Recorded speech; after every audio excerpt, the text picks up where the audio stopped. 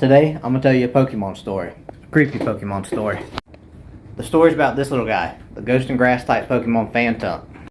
Phantump can be found in forests just like this all throughout the Kalos region. So let's go ahead and get started with how Phantump came to be.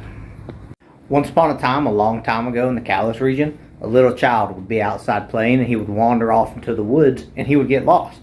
So his parents, they would search and search and search for a whole 5 minutes until deciding to finally call it off and head home to start over. The child, not knowing how to get out, would wander deeper and deeper into the forest until unfortunately he would pass away.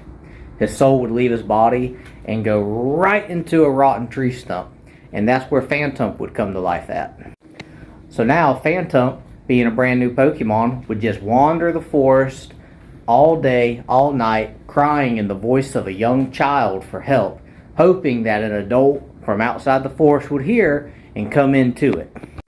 If you are in Kalos and you're walking outside the forest and you hear something like this crying for help, a small baby or a child, do not fall for it.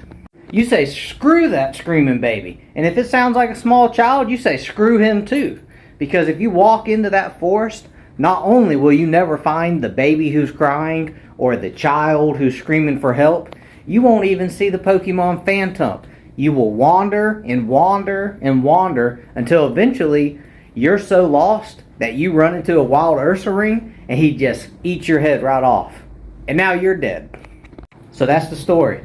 If you're in Kalos and for some reason you're walking around a creepy forest like this and you decide to go in after that child that's screaming for help, then don't say I didn't warn you, because all that is a bunch of Phantumps trying to kill you.